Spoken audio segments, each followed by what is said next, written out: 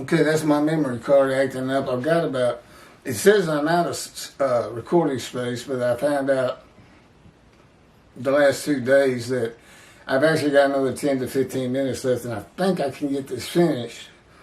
Although it'll be, I can't join memory cards together right now. Having trouble with a converter and then using Movie Maker and this and that.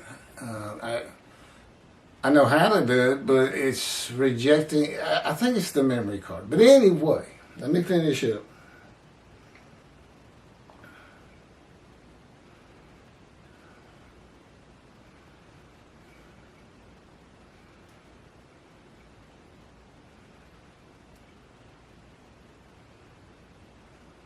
Oh no, it moved. Bear with me, didn't need this.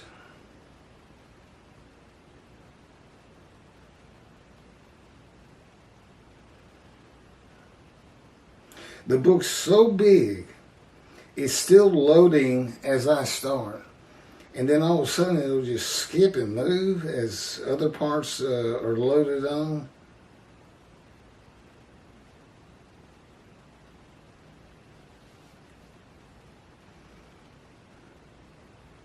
Okay, here's chapter 10 again, so I'm getting there.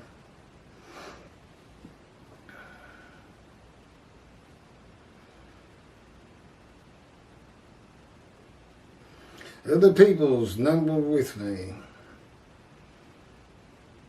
Their lifeblood bespattered my garments. His people. Okay, now I see that's going out. Oh, I'm so close with, oh, there it goes.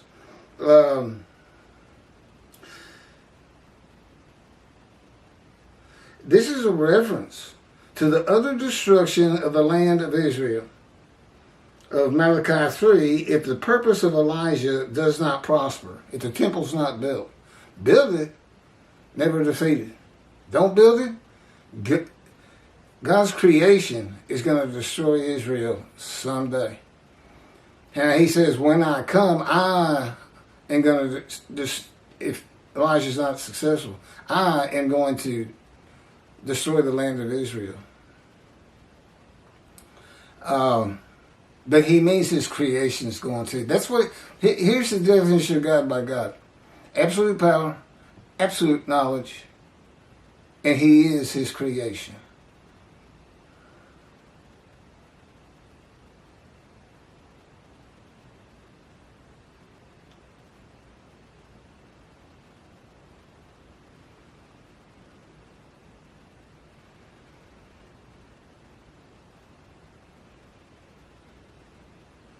Utter destruction, that's how he says it. The Lord coming from Adam is mentioned by many of the prophets in the Bible. And I have a video on it. It's very interesting. It's called The Day of the Lord. And there's about 7 prophets who have their version of the Day of the Lord, but it's finalized in Malachi 3 and completely changed. Completely changed. And there's no room for a Messianic era in it, that's for sure. That man made up, including world exaltation of the Jewish people by Christianity, by Islam, and all the other Gentiles of the earth. Never gonna happen, people. You think you can get 2 billion Christians to disavow Jesus? I say good luck to you. And better luck to you if you're going to try to get 2 billion Muslims to disavow Allah as they know him. Allah means God, but it's God as they know him, as opposed to the God of Israel.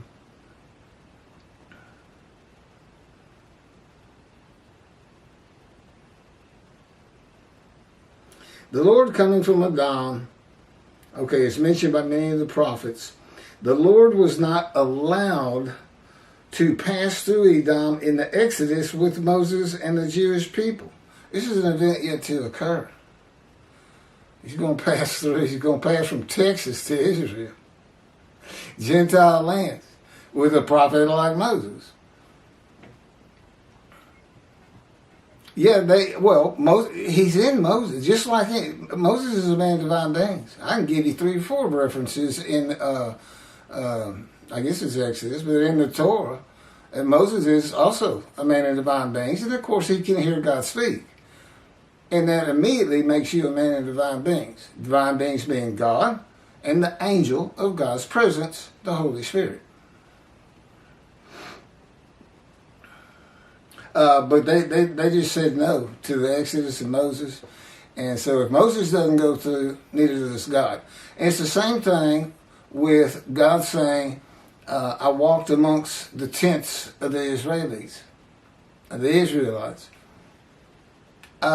He went by, but Moses was doing the walking. He just happened to be within him, as he is within me. And he also fills this room. Any room I go to, the presence of God and the presence of the angel of his presence fills the room. There's a difference, though.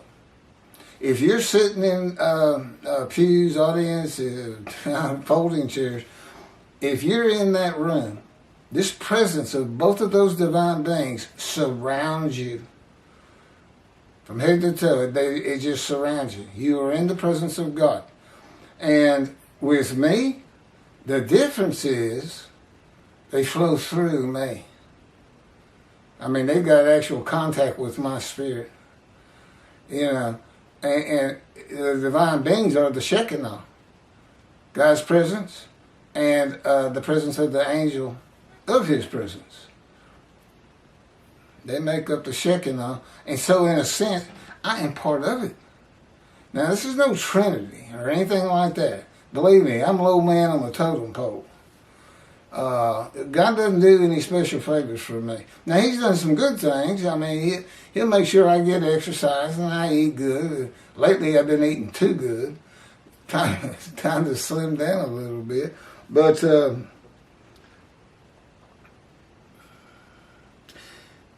this is an event, it's occurred. The interpretation of this prophecy is that the prophet like Moses with God, as God was with Moses in the Exodus, will come from Edom, Texas, Gentile lands. The Christian world of the Jewish people, none are with God. He comes with a Gentile from the Christian world. And that Gentile is God's righteous servant, Moshiach, who God specifically describes for the day of the Lord. He's got to have a representation. He's got to have a man he can talk to and say, go tell the Jewish people this. Tell them this is where I want my temple. Tell them I am working on the specifications of what it is to look like. Which means I'll be typing again.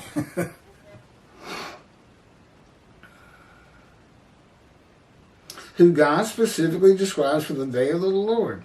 That's Isaiah 53. It's what it's for. He is God's visible representation and speaker and writer of his words, as Moses was. He is the prophet like Moses. God says he will put his words in his mouth, and he will speak to the Jewish people all that God commands him. Again, he controls my mind. He decides what comes out of here, not me. And no self-will. I'm not like any other man on this planet now. You had to figure when God returned, there was going to be some changes. Now, y'all been taught about Messianic era, the world's going to love you. Now, what happens to never again, never forget?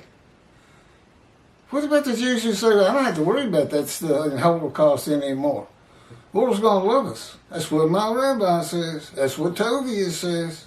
That's what Jews for Judaism says, and Michael Skoback. Well, how about Malachi 3? And the creation brings utter destruction to the land. You got 7 million Israeli Jews right now. You think utter destruction might take out another 6? It sure should ring a bell. That's all that should be taught by these rabbis of teaching man's word over God's. Never defeated it again, build a temple. Don't build a temple, utter destruction by God's creation. And find Elijah. Why are you looking for Moshe? Elijah is the one that clears the way.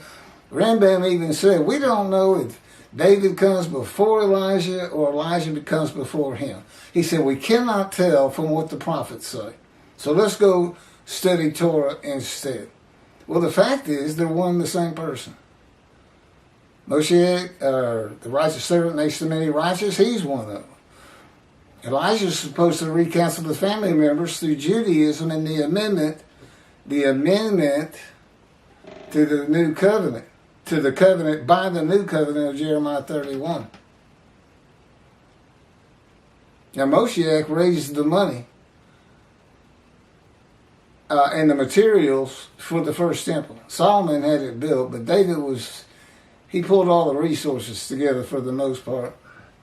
You know, it took Solomon longer to build his own home than it took to build the first temple. I think it was 10 years, his house was 12 years. I'd have liked to have seen that.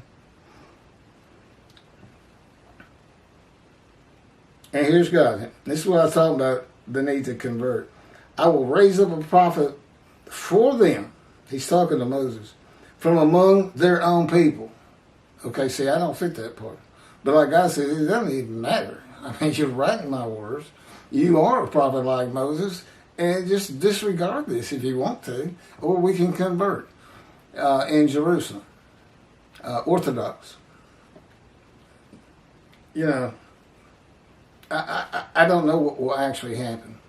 They don't tell me anything of the future. If I can't figure something out of my own, I don't get to know.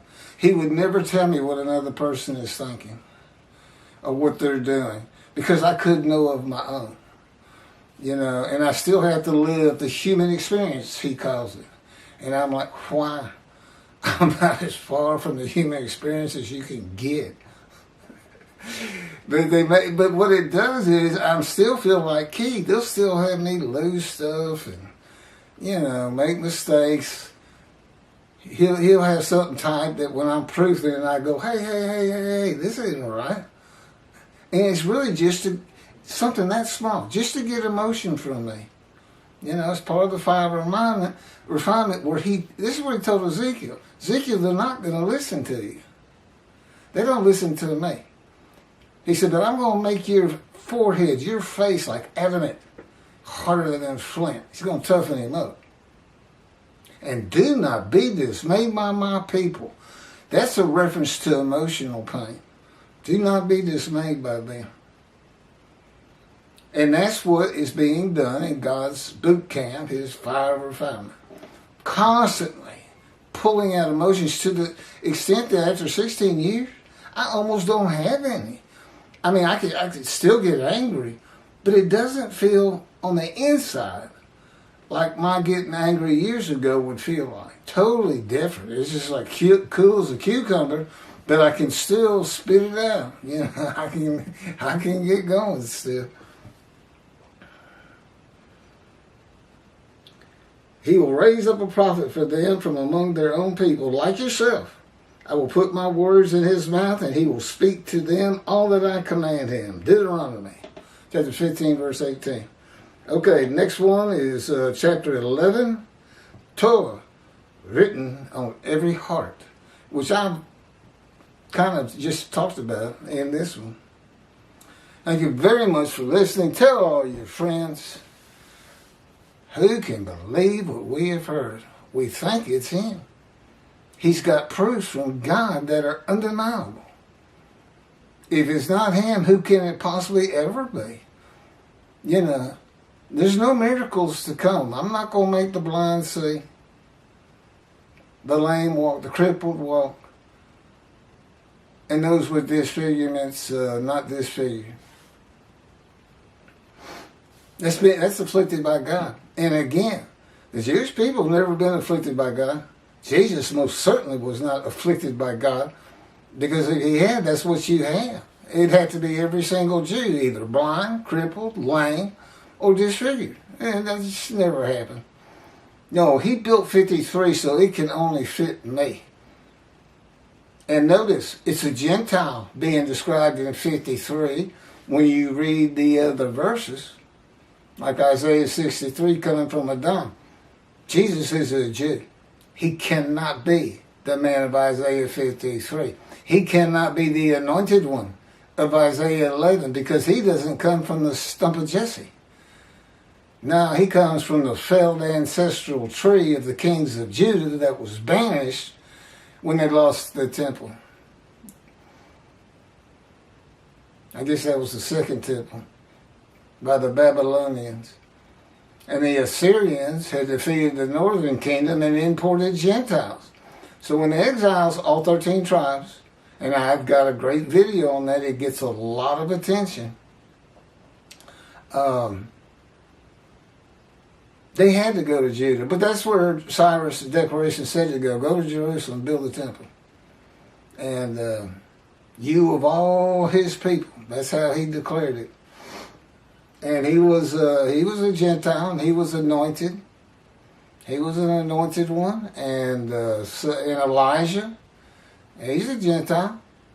Elijah the Tishbite, an inhabitant of Ramoth Gilead. That's east of the River Jordan, and it's Arab land. That's right, Elijah was an Arab. There's no Tishbites in any of the tribes, and when clans are mentioned, you'll never find Tishbite, and God is just screaming it at you. Elijah the Tishbite, Elijah the Tishbite, who lives in Arab land. That's what he's saying to you every time. He crafty. I'm telling you, you got to be on your toes when you're reading things God writes. He's always got an agenda. He says, I always have, for every sentence, I've got 1, 2, or 3 purposes, and sometimes 4. You got to watch him like a hawk. Thank you for listening and watching.